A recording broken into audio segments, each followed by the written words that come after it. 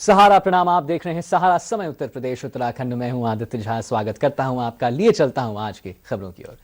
UP विधानसभा में शनिवार को मुख्यमंत्री योगी आदित्यनाथ ने विधानसभा में राज्यपाल के अभिभाषण पर धन्यवाद प्रस्ताव के दौरान अखिलेश यादव को करारा जवाब दिया है। सीएम ने रामचरितमानस विवाद को लेकर कहा है कि एक पवित्र ग्रंथ को फाड़ा गया है और उसे जलाया भी गया है। क्या यह सनातन का अपमान नहीं है? सीएम ने उस विवादित चौपाई का भी अर्थ समझाया है जिसको लेकर विवाद शुरू हुआ था। सीएम ने कहा है कि चौपाइयों की सही व्याख्या होनी चाहिए। तुलसीदास जी ने रामचरितमानस की रचना अवधि में की है। अवधि में ताड़ना का अर्थ होता है ध्यान देना, उचित शिक्षा देना। शूद्र का मतलब क्या है? शूद्र का मतलब श्रमिक वर्ग से है। बाबा साहेब अंबेडकर ने कहा था कि दलित को कोई शूद्र नहीं कहेगा, लेकिन आपने उसका भी ख्याल नहीं रखा। वहीं सीएम योगी ने अपराधियों को लेकर भी कहा है कि जो अपराध करेगा उसे मिट्टी में मिला दिया जाएगा। किसी का नाम किसी का नाम तो जानते हैं कि रामचरितमानस अवधि में रची गई और अवधि का एक वाक्य है कि भैया इतनी देर से पेका ताड़त आहा। आप कुछ बताएंगे इसका अनुवाद क्या है? ताड़त का मतलब क्या है? इसमें क्या मारने से है क्या?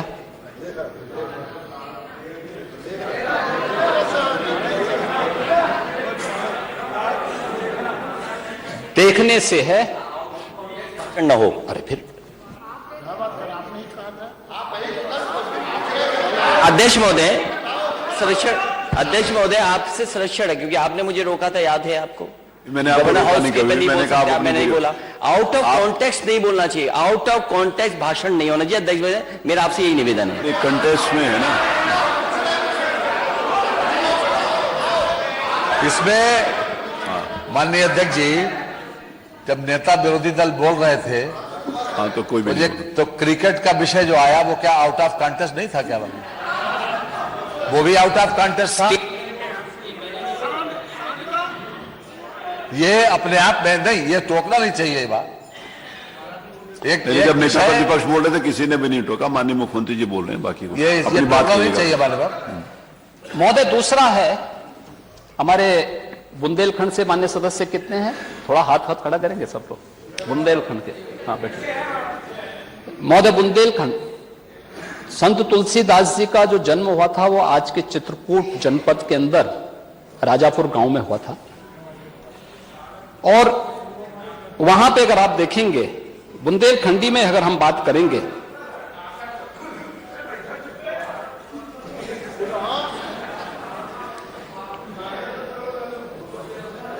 एक बुंदेलखंडी में भी एक वाक्य में बता दे रहा हूं। देखिए शब्द वही है,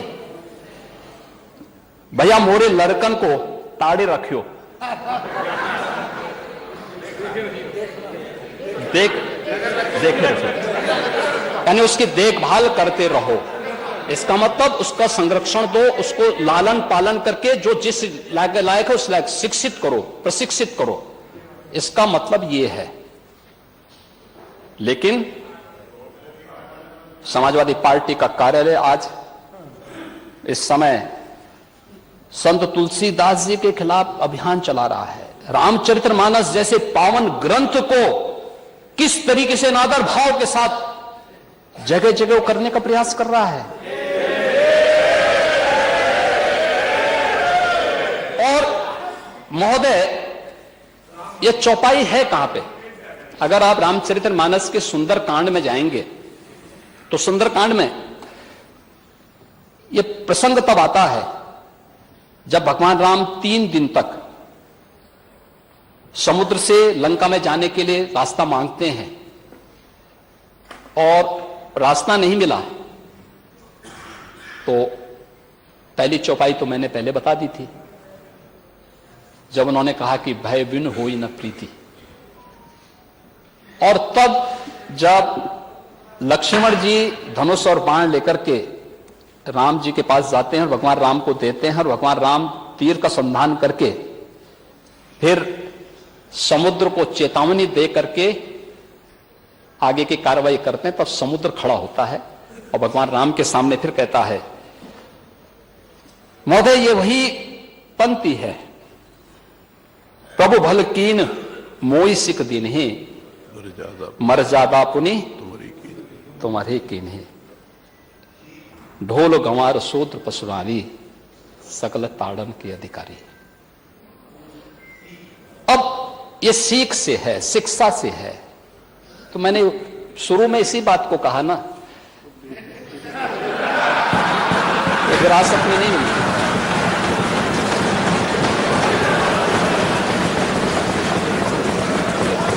ढोल एक वाद्य यंत्र है। गंवार का मतलब अशिक्षित से है, शूद्र का मतलब श्रमिक वर्ग से है, किसी जाति विशेष से नहीं है। प्रयागराज की हुई है वो दुखद है और सरकार ने उसका संज्ञान लिया है। और मैं इस पूरे हाउस को इस बात के लिए आश्वस्त करता हूं कि जीरो टॉलरेंस की नीति के तहत सरकार जो कार्रवाई अब तक करती रही है उसके परिणाम भी बहुत शीघ्र सामने आएंगे, कोई संदेह नहीं होना चाहिए। लेकिन जो ये अपराधी हैं, जो ये माफिया हैं, आखिर ये पाले किसके द्वारा गए हैं?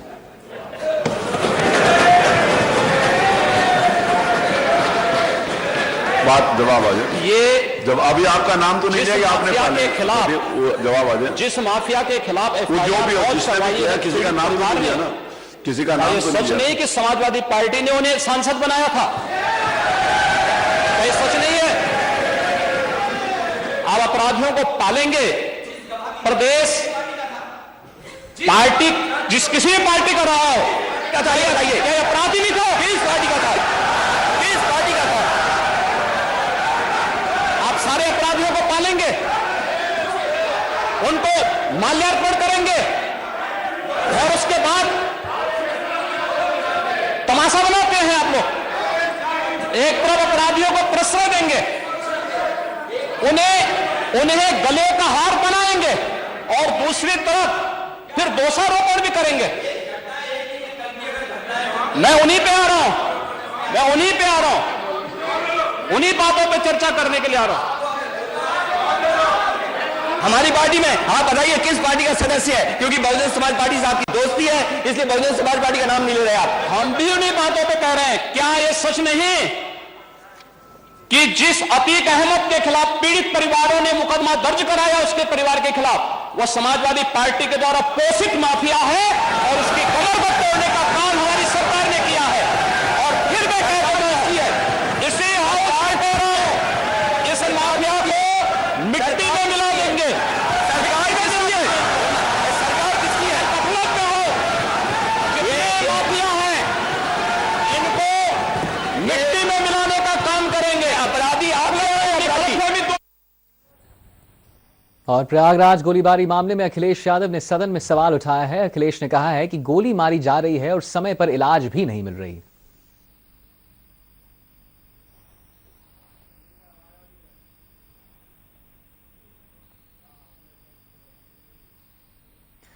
प्रयागराज में दिन दिहाड़े हुई हत्या पर एसपी प्रमुख अखिलेश यादव ने योगी सरकार को फिर से घेरा है और कानून व्यवस्था पर सवाल उठाए हैं।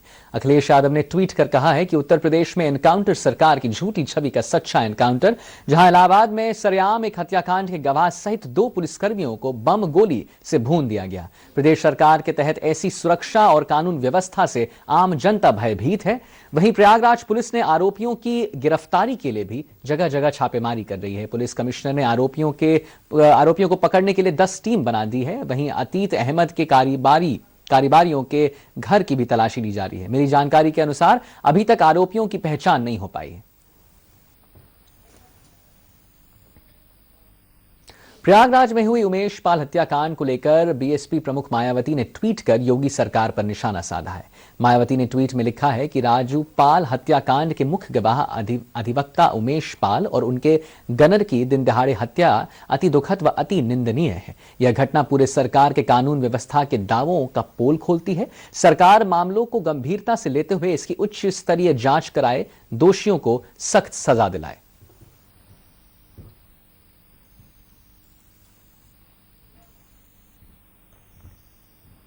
संयुक्त राष्ट्र स्थायी प्रतिनिधियों का डेलीगेशन वाराणसी पहुंचा, जहां पर जिला प्रशासन के अधिकारियों ने उनका स्वागत भी किया है। इस डेलीगेशन में जिसमें कजाकिस्तान, गाम्बिया, माली, साउथ सूडान समेत केंद्र सरकार के अधिकारी शामिल रहे। डेलीगेशन के सदस्यों ने काशी विश्वनाथ में पूजा अर्चना भी की है। इस दौरान उन्होंने भव्य काशी विश्वनाथ कॉरिडोर को भी देखा और गंगा की दैनिक संध्या आरती में भी शामिल हुए।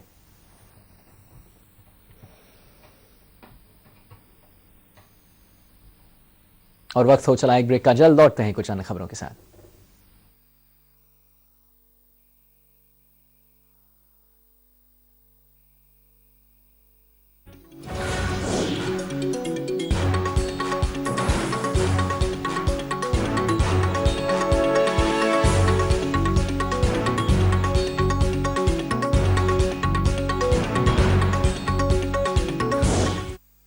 भारत अगर आज दुनिया के लिए ब्राइट स्पॉट है तो यूपी भारत के ग्रोथ को ड्राइव करने वाला नेतृत्व दे रहा है। यशस्वी प्रधानमंत्री श्री नरेंद्र मोदी जी के विजन के अनुरूप माननीय मुख्यमंत्री योगी आदित्यनाथ जी के नेतृत्व में आयोजित हुए ग्लोबल इन्वेस्टर्स समिट 2023 में रिकॉर्ड 33.50 लाख करोड़ रुपए से अधिक के 19,000 से अधिक एमओयू हुए हैं। इसमें 93 लाख से अधिक युवाओं को रोजगार के नए अवसर मिलेंगे।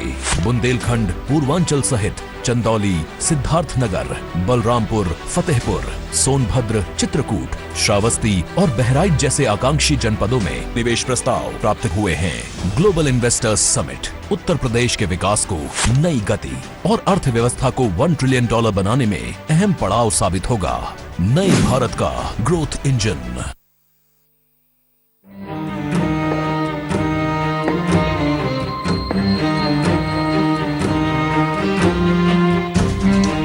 कब तक आप ऐसे फ्यूचर का टेंशन लेकर चलते रहेंगे? LIC के न्यू पेंशन प्लस के साथ अपनी पेंशन का प्लान बनाइए, क्योंकि ये प्लान आपके फ्यूचर के लिए मार्केट लिंक्ड वेल्थ क्रिएट करता है। और तो और इस प्लान में गारंटीड एडिशंस के साथ पेंशन पाने के कई ऑप्शंस भी हैं, so that you grow young and tension free. LIC, हर पल आपके साथ। ऊर्जावान धामी सरकार की शानदार ऊर्जा पॉलिसी कर रही है ऊर्जा प्रदेश के 100% विद्युतीकरण का स्वप्न साकार। उत्तराखंड की ऊर्जा प्रदेश के नाते ही यहाँ की आर्थिकी बढ़ेगी, यहाँ का विकास होगा, यहाँ का संवर्धन होगा और हमारी मुख्य आर्थिकी का आधार हमारी ये जल विद्युत की परियोजनाएं बनेंगी। आत्मनिर्भर सशक्त बन रहा है ऊर्जा प्रदेश। प्रकाश से विकास, धामी सरकार का उद्देश्य।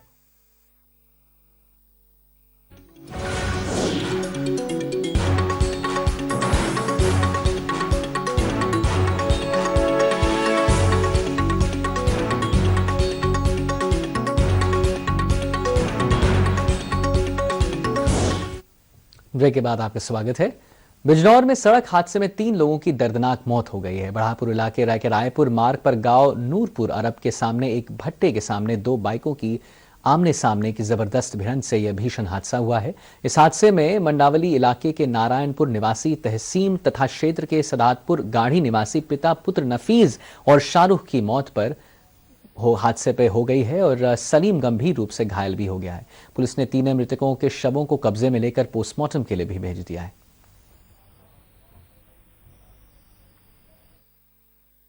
गड्ढों के चक्कर में जो इतने बड़े बड़े गड्ढे हुए हैं, मेरे द्वारा कई बार विभाग को दे दिया, पहले PWD को भी दिया गया, नगर पालिका में भी दे दिया। मैं आए दिन इसके लिए बोलता रहता हूँ।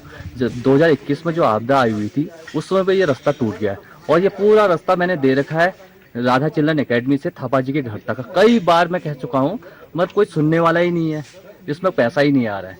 अब मेरे द्वारा कई बार मैंने इसमें धरने के लिए भी बोल दिया। अगर मैं आज भी आपके माध्यम से कहना चाहता हूँ कि अगर आइंदा ऐसे हादसे होते रहेंगे इस पे।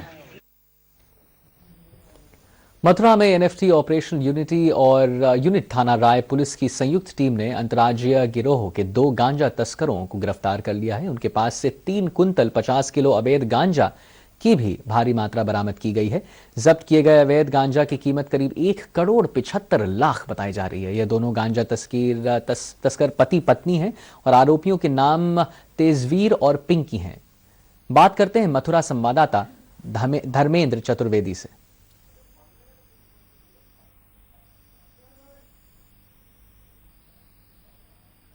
गोरखपुर के निंबरहर गांव में एक युवती से मिलने पहुंचा एक युवक को गांव वालों ने बंधक बनाकर उसकी पिटाई कर दी है। जी आपको बता दें कि मिली जानकारी के अनुसार गांव वालों ने उसे चोर बताकर पहले तो उसे पेड़ से बांधा, फिर उसकी पिटाई करने लगे।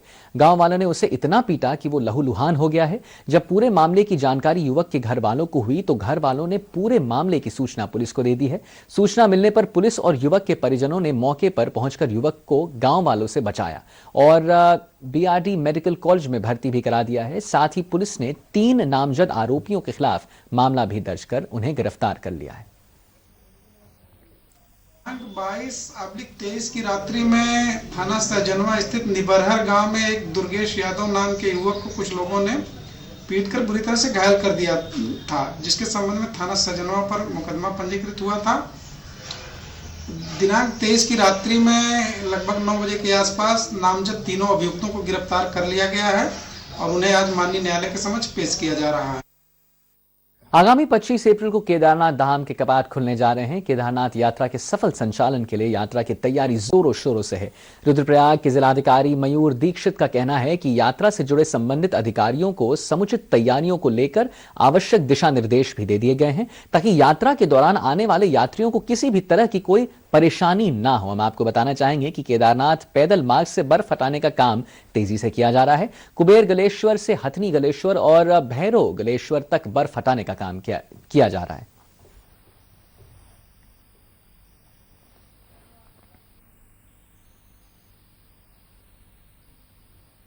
वहीं प्रयागराज गोलीबारी मामले में अखिलेश यादव ने सदन में सवाल उठाए हैं। अखिलेश ने कहा है कि गोली मारी जा रही है और समय पर इलाज भी नहीं मिल रहा है। इस दौरान सीएम योगी और अखिलेश के बीच नोकाझोंकी भी हुई। सीएम ने कहा कि अपराधी किसके संरक्षण में पल रहे हैं। वहीं दोनों नेताओं के बीच जुबानी जंग देखने को मिली। एक और अखिलेश तो दूसरी ओर सीएम योगी आदित्यनाथ एक दूसरे पर वार पलटवार करते हुए सदन में दिखाई दिए। शूटिंग हो रही हो दिन दहाड़े, गोलियां चल रही हो, बम चल रहे हो, धुआं उड़ते हुए देख रहे हो और मुख्य जो गवाह है उसकी हत्या हो जाए, अधिवक्ता की हत्या हो जाए, सुरक्षा जो कर्मी थे उनकी हत्या हो जाए और आखिरकार पुलिस क्या करी उत्तर प्रदेश में। और अगर समय पर इलाज मिल जाता जहां अस्पताल में पहुंचे हैं तो शायद किसी की जान बच जाती। आखिरकार ये सरकार कर क्या रही है? ये डबल इंजन काम घूम रहे हैं और सिक्योरिटी का फेलियर, आपका इंटेलिजेंस फेलियर। कमिश्नरेट बता रहे हैं, कमिश्नरेट से लॉ एंड ऑर्डर बेहतर होगा। केवल एक शहर की घटना नहीं है। अगर कल ही की हम जानकारी करें उत्तर प्रदेश में, अब इसके ऊपर डिबेट नहीं हो सकती, अध्यक्ष महोदय आपसे निवेदन कर रहा है, अध्यक्ष महोदय आपके माध्यम से नेता सदन से ये चाहता हूं कि सबसे पहले आप जीरो टॉलरेंस से शुरू करें। हमें उम्मीद है कि आपका अगर जीरो टॉलरेंस है, शूटिंग हो रही हो, बम चल रहे हो, क्या कोई फिल्म की शूटिंग के लिए आप ये करवा रहे हैं क्या? नहीं, माननीय मुख्यमंत्री जी जवाब बैठिए। माननीय मुख्यमंत्री जी। अध्यक्ष जी,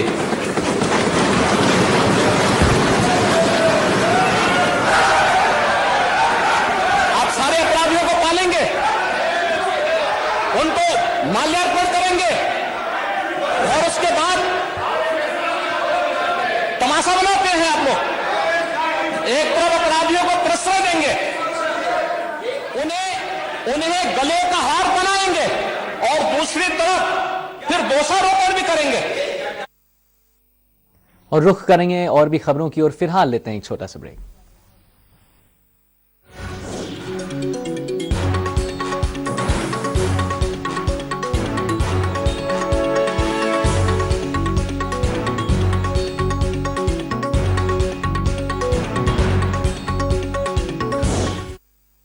छह साल पहले बीमार राज्य की छवि वाले उत्तर प्रदेश को उत्तम प्रदेश बनाने का लक्ष्य लिए देश के यशस्वी प्रधानमंत्री श्री नरेंद्र मोदी जी और माननीय मुख्यमंत्री योगी आदित्यनाथ जी की डबल इंजन की सरकार तेज स्पीड लगातार आगे बढ़ रही है। रिफॉर्म, परफॉर्म, ट्रांसफॉर्म के मंत्र को आत्मसात करते हुए योगी सरकार द्वारा 10 फरवरी 2023 को आयोजित यूपी ग्लोबल इन्वेस्टर्स समिट तथा ग्लोबल ट्रेड शो का उद्घाटन माननीय प्रधानमंत्री जी द्वारा किया गया। पूरे समिट में 30,000 से अधिक प्रतिभागियों द्वारा भाग लिया गया।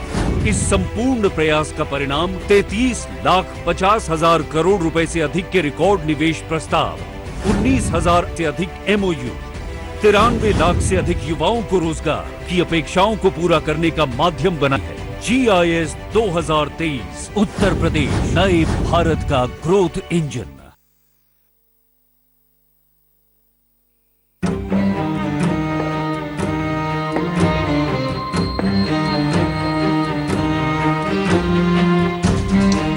कब तक आप ऐसे फ्यूचर का टेंशन लेकर चलते रहेंगे? LIC के न्यू पेंशन प्लस के साथ अपनी पेंशन का प्लान बनाइए, क्योंकि ये प्लान आपके फ्यूचर के लिए मार्केट लिंक्ड वेल्थ क्रिएट करता है। और तो और इस प्लान में गारंटीड एडिशंस के साथ पेंशन पाने के कई ऑप्शंस भी हैं, so that you grow young and tension free. LIC, हर पल आपके साथ।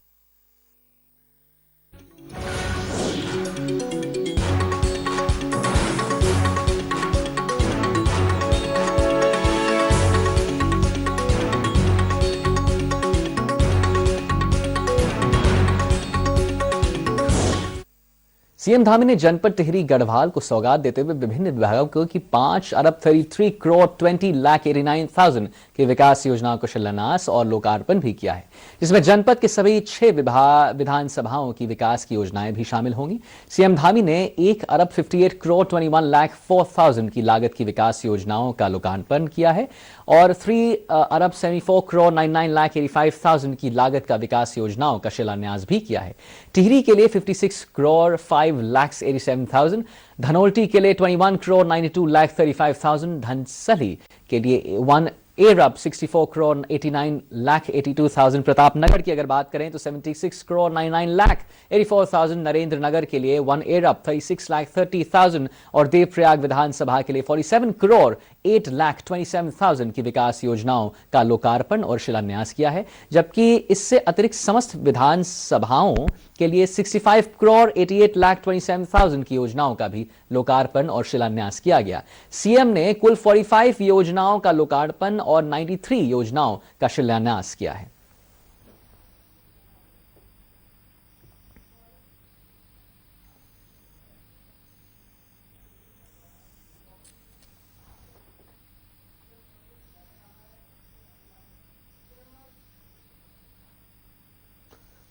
मुख्यमंत्री पुष्कर सिंह धामी बीते रात्रि को मुख्यमंत्री आवास पर भाजपा प्रदेश प्रभारी दुष्यंत गौतम से भेंट की है। इस अवसर पर भाजपा के प्रदेश अध्यक्ष महेंद्र भट्ट ने मौजूद वहां पर रहे थे।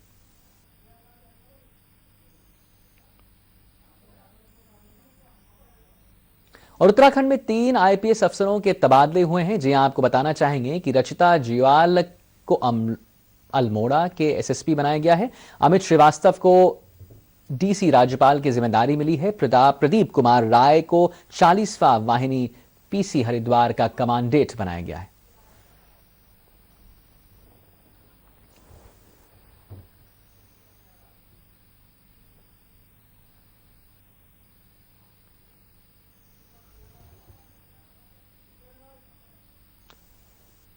और खबर प्रयागराज से सामने आ रही है, जहां उमेश पाल हत्याकांड मामले का पोस्टमार्टम रिपोर्ट सामने आ गया है। उमेश पाल को 7 गोलियां मारी गई थी। पोस्टमार्टम में 7 गोली मारे जाने की बात कही गई है। 6 गोली उमेश पाल के शरीर को पार कर गई थी। 1 गोली उमेश पाल के शरीर के अंदर मिली है। शरीर के कुल 13 इंजरी हुई थी। सभी गोलियां पिस्टल से मारी गई थी। 7 गोलियां मारी गई थी, आप देख सकते हैं। पोस्टमार्टम में 7 गोली, 1 गोली जो है वो अंदर ही है। 6 गोली शरीर के अंदर पाई गई है।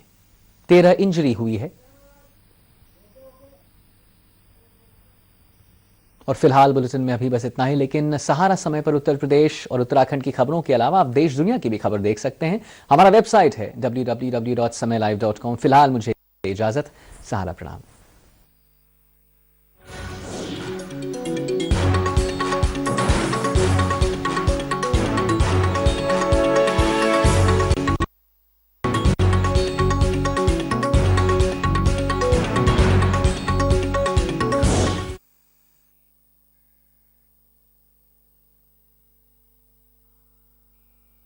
कोई ऐसी बात निकले जिससे कि हमारा मार्ग और अच्छा हो और हम तेजी से आगे बढ़े।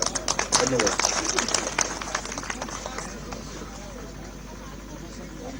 रतुड़ी जी, श्री ओम प्रकाश रतुड़ी जी, जी सचिव है होटल एसोसिएशन के।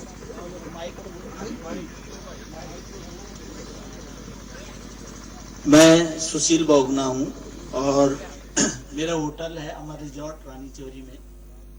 और ये सबसे बड़ी खुशी की बात है कि पहली बार हमारी सरकार हमारे द्वार आई, इसके लिए हम अपने माननीय मुख्यमंत्री जी का तहे दिल से धन्यवाद करते हैं। और हमारी पीड़ा आप समझ रहे हैं, ये हमारे लिए सौभाग्य की बात है।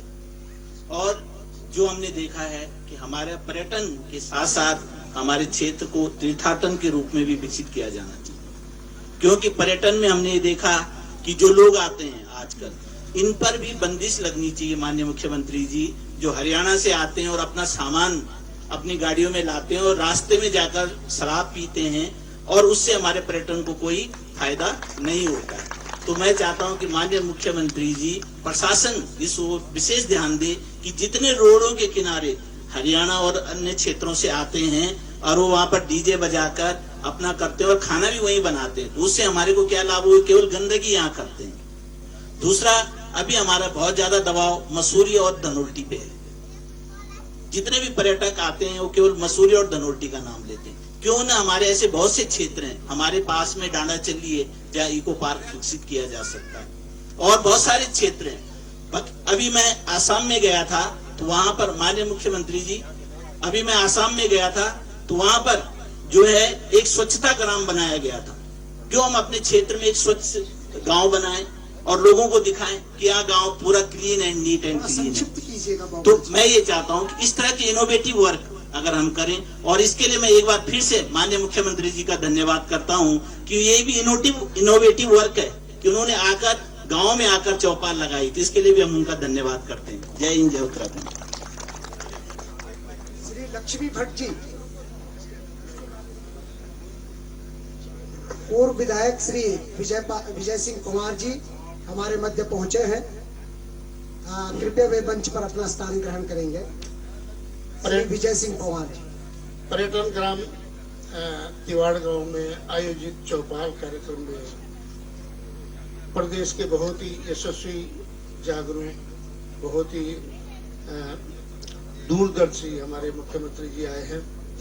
होटल ओनर्स एसोसिएशन टिहरी की ओर से मैं आपका बहुत बहुत आभार और धन्यवाद प्रकट करता हूँ। मंच पर आसीन बहुत ही सम्मानित और आदरणीय किशोर उपाध्याय जी, विधायक टिहरी।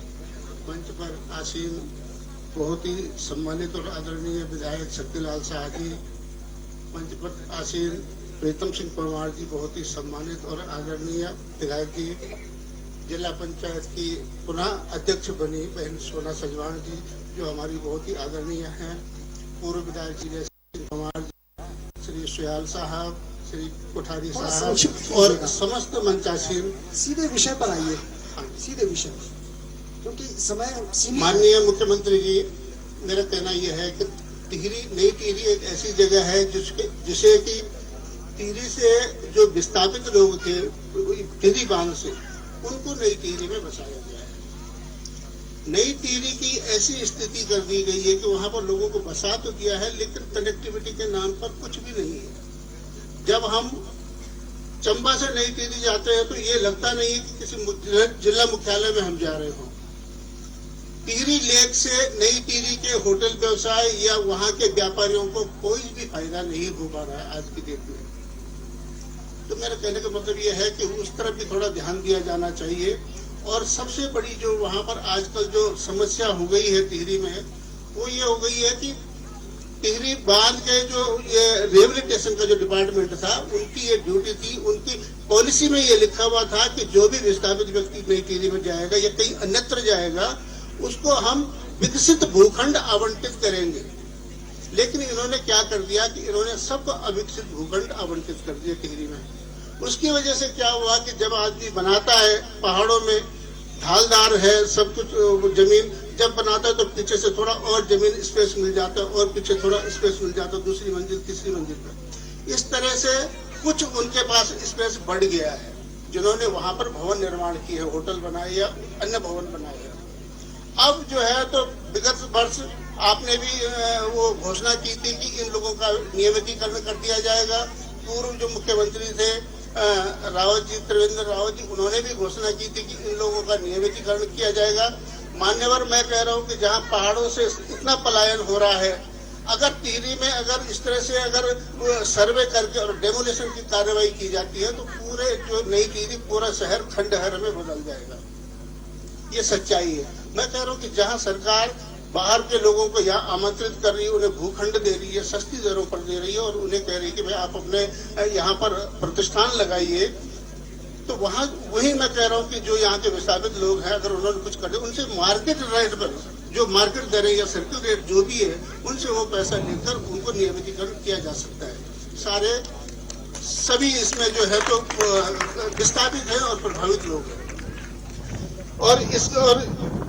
और दूसरी चीज ये है मान्यवर कि नई टिहरी में व्यवसाय लगभग 0 है। आप चाहे सर्वे करवा लीजिए कोटनाला साहब, यहाँ लोगों का जीवन दांव पे लगा हुआ है। इसलिए मैं तो वहाँ पर सर बिजली के दर सबसे हाई। अब वो बिजली की दरें हमसे, पानी की दरें हमसे किस हिसाब से लेते हैं, जो कि नैनीताल और मसूरी है, जो 300-400 साल पहले के 300-400 साल पहले के जो बसे हुए हैं उन शहरों। आदरणीय भट्ट जी, मेरा आपसे विनम्र निवेदन है कि पर्यटन के विषय में थोड़ा जो समस्या आपकी जो आपका भाव आ गया है, आपसे निवेदन करूंगा, समय की बाध्यता है और अन्य अतिथि भी हमने आमंत्रित किए हैं। अध्यक्ष जी, आपके आदेशों का पालन होगा, तो मैं ये चाहता हूँ माननीय मुख्यमंत्री जी कृपया सहानुभूति पूर्वक हम लोगों पर विचार कीजिए, हमारी समस्याओं पर विचार करेंगे। धन्यवाद आपका, पुनः बहुत बहुत आभार।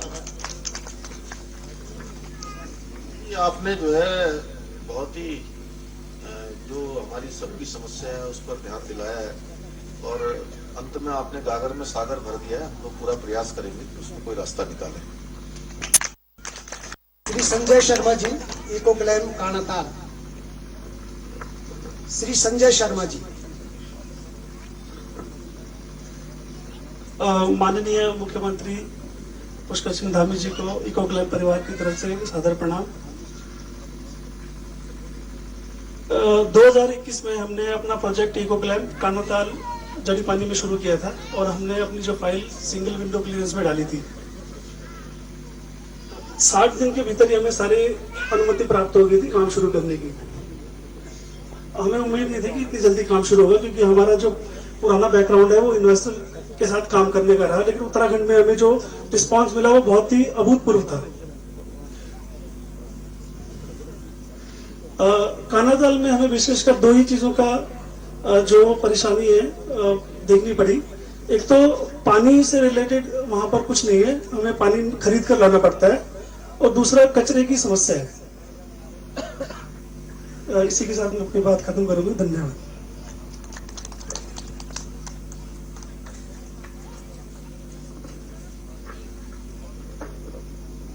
बहुत अच्छा संजय शर्मा जी ने जो है बनाई और सीधे सीधे आप विषय पर आ गए और हम लोगों का यहाँ बैठने का उद्देश्य भी यही है कि कुल मिलाकर चीजें सामने आए, उसका क्या रास्ता हो सकता है, फिर मिलकर हम लोग भी खोजेंगे, सरकार भी खोजेगी, आप लोग भी खोजेंगे और उद्देश्य यही है कि हमारा पर्यटन व्यवसाय बढ़े। यहाँ पर पर्यटन में काम करने वाले, आपने इतना बढ़िया नाम रखा है इको क्लब, इको ग्लैम है। और वैसे भी हमारा ये है कि इकोलॉजी और इकोनॉमी दोनों में जो है तारतम्य बनता हुआ, दोनों में बराबर का बैलेंस बनाकर बहुत बढ़िया। और यही है कि उत्तराखंड का जो मूल स्वरूप है हमारे पर्वतीय क्षेत्रों का जो स्वरूप है वो स्वरूप भी बना रहे और विकास भी आगे बढ़ जाए। धन्यवाद। श्री दिनेश भट्ट जी, राफ्टिंग एसोसिएशन के अध्यक्ष है श्री दिनेश भट्ट जी। संक्षिप्त में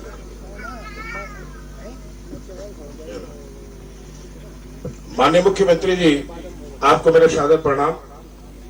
मेरा नाम दिनेश भट्ट है। मैं वर्तमान में एडवेंचर टूरिज्म राफ्टिंग इंडस्ट्री का प्रेसिडेंट हूं। आप सभी को पता है कि जो राफ्टिंग ऋषिकेश उत्तराखंड में शुरू हुई है, लगभग 1985 से प्रारंभ हुई थी। इसके साथ राफ्टिंग का एक पार्ट है बीच कैंप। कई बार हमने इस मुद्दे को लेके भी गए हैं। 1985 से लगातार नदी के किनारे बीच कैंपों का संचालन किया जा रहा था, लेकिन 2015 में एनजीटी ने इसको कुछ समय के लिए सस्पेंड किया था और 2016 में फिर बहाल कर दिया था। उन्होंने एक बहुत बड़ी हाई लेवल उच्च स्तरीय एक कमेटी बना करके सर्वे किया था और सर्वे के बाद जो कुछ बीच कैंप स्थल थे जो कि गंगा से 100 मीटर दूर हैं, उनको उन्होंने चयनित किया था और उत्तराखंड सरकार को ये कहा था कि आप जो है इन बीच कैंपों को आप अलाउड कर दें। लेकिन माननीय मुख्यमंत्री जी, मेरे को इसलिए कहना पड़ रहा है क्योंकि ये राफ्टिंग का पार्ट एक बीच कैंप भी है। ये आप सभी जानते हैं कि उत्तराखंड में राफ्टिंग से लाखों लोगों को रोजगार प्राप्त है। प्रत्येक वर्ष मुझे लगता है कि 10 से 15 लाख लोग राफ्टिंग के लिए उत्तराखंड में आते हैं। कुछ लोग ऐसे थे कि जो नदी के किनारे रहते थे, नदी के किनारे रहना पसंद करते थे, 2 दिन रुकते थे, 1 दिन रुकते थे।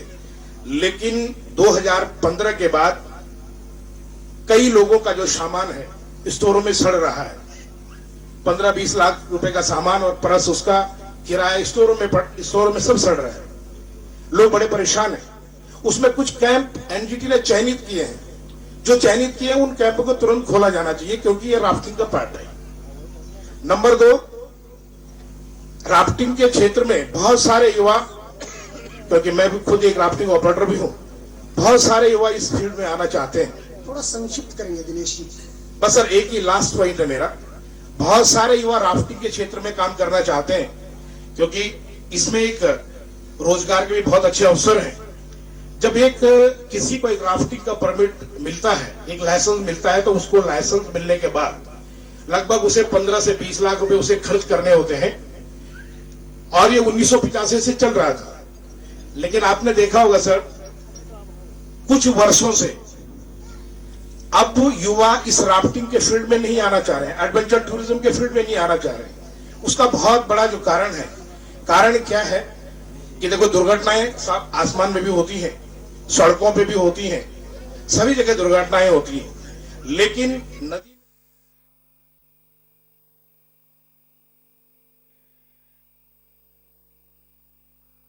विद्यार्थियों को कैरियर काउंसलिंग देगी उत्तराखंड सरकार। 150 शिक्षकों द्वारा 2000 बच्चों को मिलेगा फायदा।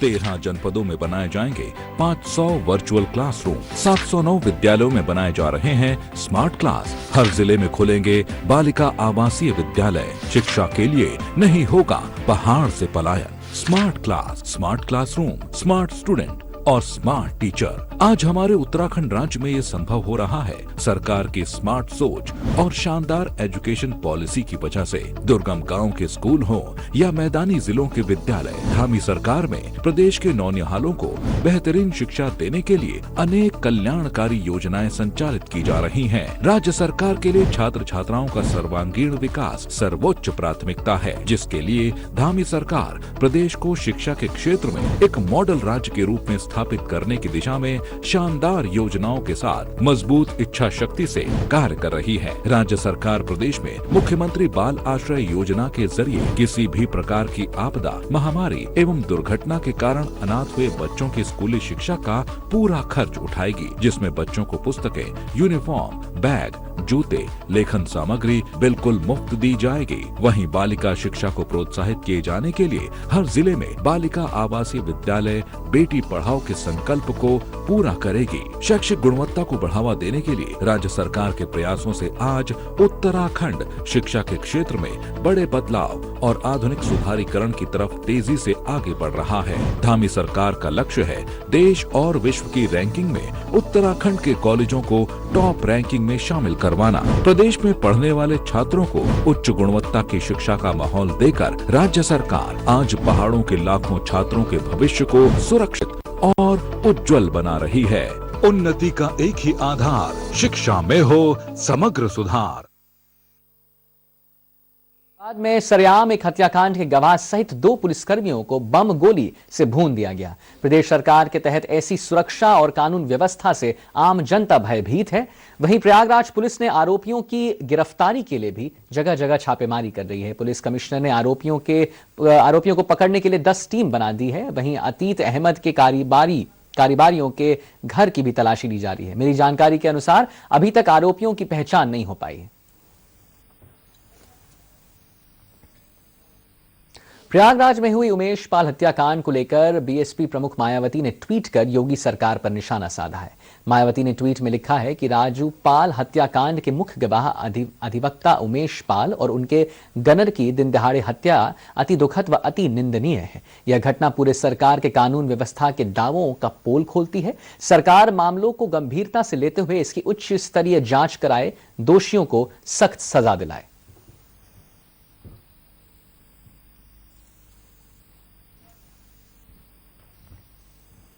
संयुक्त राष्ट्र के स्थायी प्रतिनिधियों का डेलीगेशन वाराणसी पहुंचा, जहां पर जिला प्रशासन के अधिकारियों ने उनका स्वागत भी किया है। इस डेलीगेशन में जिसमें कजाकिस्तान, गाम्बिया, माली, साउथ सूडान समेत केंद्र सरकार के अधिकारी शामिल रहे।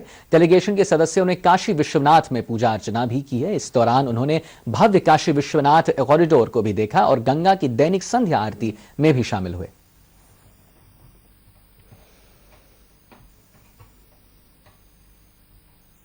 और वक्त हो चला एक ब्रेक का, जल्द लौटते हैं कुछ अन्य खबरों के साथ।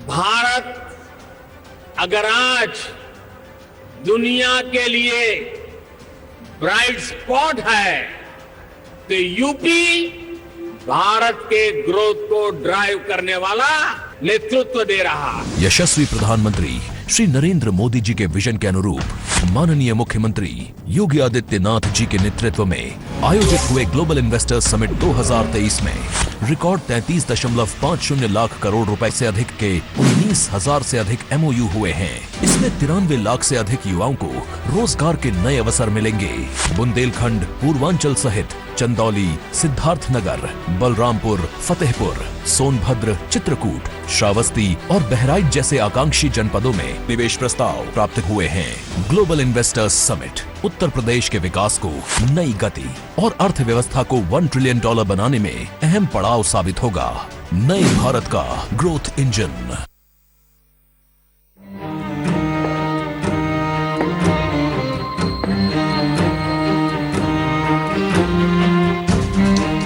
कब तक आप ऐसे फ्यूचर का टेंशन लेकर चलते रहेंगे?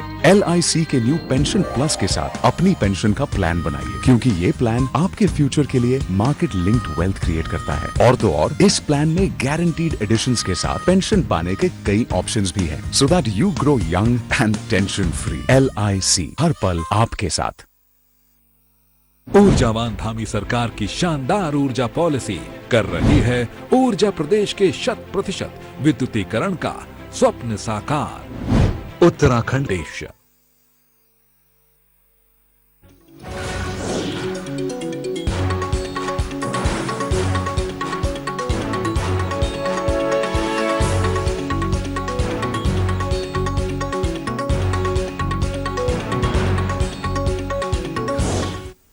ब्रेक के बाद आपका स्वागत है। बिजनौर में सड़क हादसे में 3 लोगों की दर्दनाक मौत हो गई है। बढ़ापुर इलाके रायपुर मार्ग पर गांव नूरपुर अरब के सामने एक भट्टे के सामने 2 बाइकों की आमने सामने की जबरदस्त भिड़ंत से यह भीषण हादसा हुआ है। इस हादसे में मंडावली इलाके के नारायणपुर निवासी तहसीम तथा क्षेत्र के सदातपुर गाढ़ी निवासी पिता पुत्र नफीज और शाहरुख की मौत पर हादसे पे हो गई है और सलीम गंभीर रूप से घायल भी हो गया है। पुलिस ने तीनों मृतकों के शवों को कब्जे में लेकर पोस्टमार्टम के लिए भी भेज दिया है।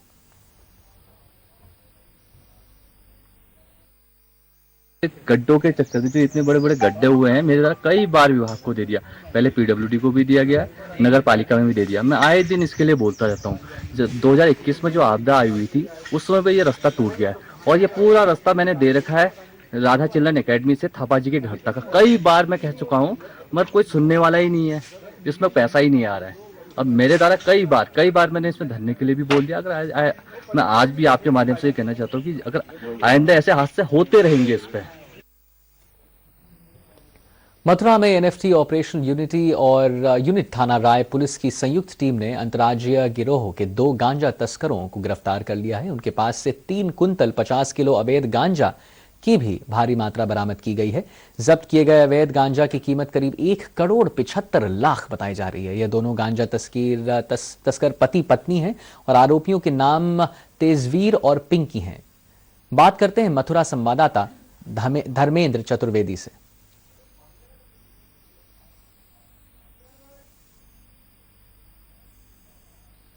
गोरखपुर के निम्बरहर गांव में एक युवती से मिलने पहुंचा एक युवक को गांव वालों ने बंधक बनाकर उसकी पिटाई कर दी है। जी आपको बता दें कि मेरी जानकारी के अनुसार गांव वालों ने उसे चोर बताकर पहले तो उसे पेड़ से बांधा, फिर उसकी पिटाई करने लगे।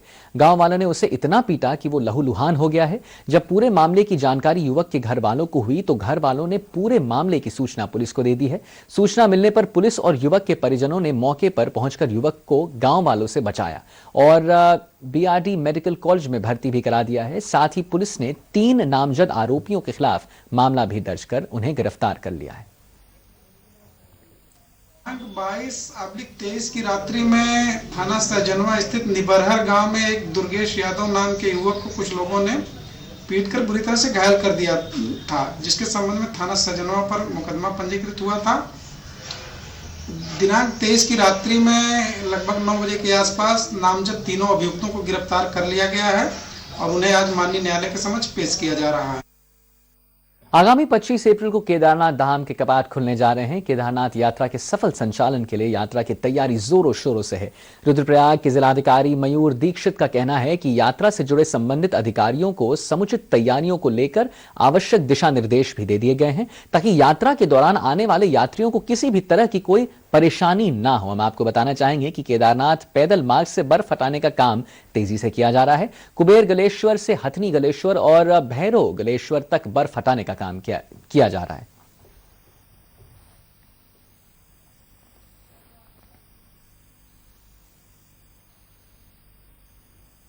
वहीं प्रयागराज गोलीबारी मामले में अखिलेश यादव ने सदन में सवाल उठाए हैं। अखिलेश ने कहा है कि गोली मारी जा रही है और समय पर इलाज भी नहीं मिल रहा है। इस दौरान सीएम योगी और अखिलेश के बीच नोकाझोंकी भी हुई। सीएम ने कहा कि अपराधी किसके संरक्षण में पल रहे हैं। वहीं दोनों नेताओं के बीच जुबानी जंग देखने को मिली। एक और अखिलेश तो दूसरी ओर सीएम योगी आदित्यनाथ एक दूसरे पर वार पलटवार करते हुए सदन में दिखाई दिए। शूटिंग हो रही हो दिन दहाड़े, गोलियां चल रही हो, बम चल रहे हो, धुआं उड़ते हुए देख रहे हो और मुख्य जो गवाह है उसकी हत्या हो जाए, अधिवक्ता की हत्या हो जाए, सुरक्षा जो कर्मी थे उनकी हत्या हो जाए। और आखिरकार पुलिस क्या करी उत्तर प्रदेश में? और अगर समय पर इलाज मिल जाता जहां अस्पताल में पहुंचे हैं तो शायद किसी की जान बच जाती। आखिरकार ये सरकार कर क्या रही है? ये डबल इंजन कहां घूम रहे हैं? और सिक्योरिटी का फेलियर, आपका इंटेलिजेंस फेलियर। कमिश्नरेट बता रहे हैं, कमिश्नरेट से लॉ एंड ऑर्डर बेहतर होगा। केवल एक शहर की घटना नहीं है। अगर कल ही की हम जानकारी करें उत्तर प्रदेश में, अब इसके ऊपर डिबेट नहीं हो सकती। अध्यक्ष निवेदन कर रहा हूं, अध्यक्ष महोदय, आपसे निवेदन कर रहा हूं, अध्यक्ष महोदय, आपके माध्यम से नेता सदन से ये चाहता हूं कि सबसे पहले आप 0 टॉलरेंस से शुरू करें। हमें उम्मीद है कि आपका अगर 0 टॉलरेंस है, शूटिंग हो रही हो, बम चल रहे हो, क्या कोई फिल्म की शूटिंग के लिए आप ये करवा रहे हैं क्या?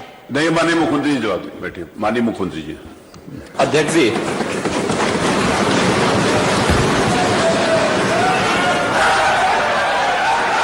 आप सारे अपराधियों को पालेंगे, उनको माल्यार्पण करेंगे और उसके बाद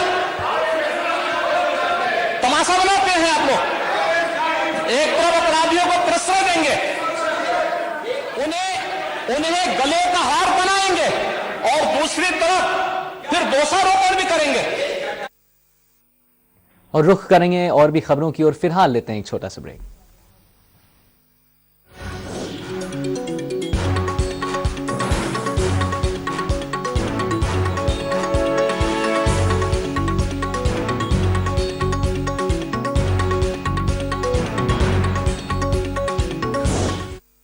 छह साल पहले बीमार राज्य की छवि वाले उत्तर प्रदेश को उत्तम प्रदेश बनाने का लक्ष्य लिए देश के यशस्वी प्रधानमंत्री श्री नरेंद्र मोदी जी और माननीय मुख्यमंत्री योगी आदित्यनाथ जी की डबल इंजन की सरकार तेज स्पीड लगातार आगे बढ़ रही है। रिफॉर्म, परफॉर्म, ट्रांसफॉर्म के मंत्र को आत्मसात करते हुए योगी सरकार द्वारा 10 फरवरी 2023 को आयोजित यूपी ग्लोबल इन्वेस्टर्स समिट तथा ग्लोबल ट्रेड शो का उद्घाटन माननीय प्रधानमंत्री जी द्वारा किया गया। पूरे समिट में 30,000 से अधिक प्रतिभागियों द्वारा भाग लिया गया। इस संपूर्ण प्रयास का परिणाम 33,50,000 करोड़ रुपए से अधिक के रिकॉर्ड निवेश प्रस्ताव, 19,000 से अधिक MOU, 93 लाख से अधिक युवाओं को रोजगार की अपेक्षाओं को पूरा करने का माध्यम बना है। GIS 2023 उत्तर प्रदेश नए भारत का ग्रोथ इंजन।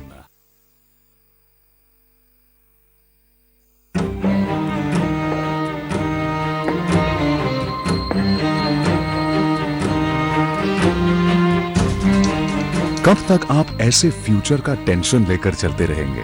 LIC के न्यू पेंशन प्लस के साथ अपनी पेंशन का प्लान बनाइए, क्योंकि ये प्लान आपके फ्यूचर के लिए मार्केट लिंक्ड वेल्थ क्रिएट करता है। और तो और इस प्लान में गारंटीड एडिशंस के साथ पेंशन पाने के कई ऑप्शंस भी हैं, so that you grow young and tension free. LIC हर पल आपके साथ।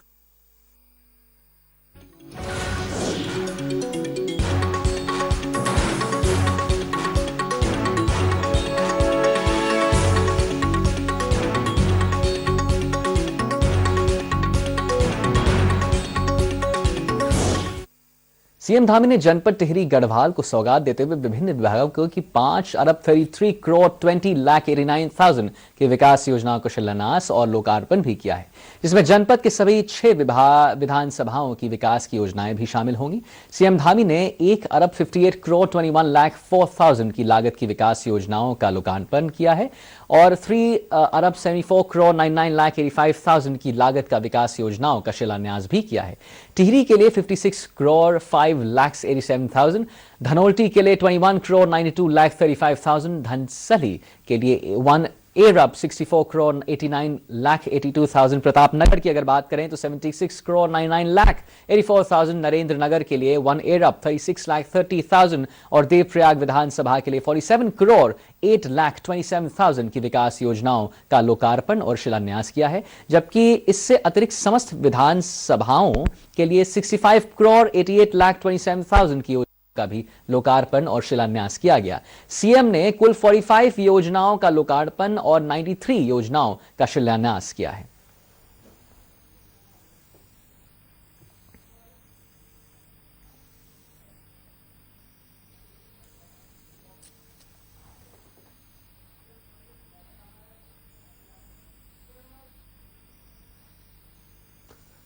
मुख्यमंत्री पुष्कर सिंह धामी बीते रात्रि को मुख्यमंत्री आवास पर भाजपा प्रदेश प्रभारी दुष्यंत गौतम से भेंट की है। इस अवसर पर भाजपा के प्रदेश अध्यक्ष महेंद्र भट्ट ने मौजूद वहां पर रहे थे।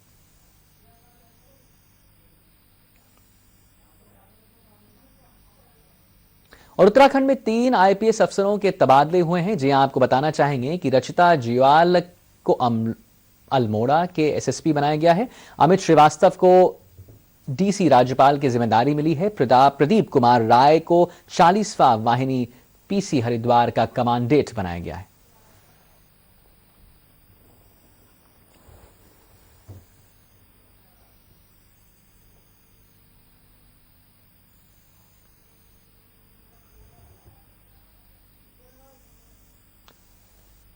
और खबर प्रयागराज से सामने आ रही है, जहां उमेश पाल हत्याकांड मामले का पोस्टमार्टम रिपोर्ट सामने आ गया है। उमेश पाल को 7 गोलियां मारी गई थी। पोस्टमार्टम में 7 गोली मारे जाने की बात कही गई है। 6 गोली उमेश पाल के शरीर को पार कर गई थी। 1 गोली उमेश पाल के शरीर के अंदर मिली है। शरीर के कुल 13 इंजरी हुई थी। सभी गोलियां पिस्टल से मारी गई थी। 7 गोलियां मारी गई थी, आप देख सकते हैं। पोस्टमार्टम में 7 गोली, 1 गोली जो है वो अंदर ही है। 6 गोली शरीर के अंदर पाई गई है। 13 इंजरी हुई है। और फिलहाल बुलेटिन में अभी बस इतना ही, लेकिन सहारा समय पर उत्तर प्रदेश और उत्तराखंड की खबरों के अलावा आप देश दुनिया की भी खबर देख सकते हैं। हमारा वेबसाइट है www.samaylive.com। फिलहाल मुझे दीजिए इजाजत। सहारा प्रणाम।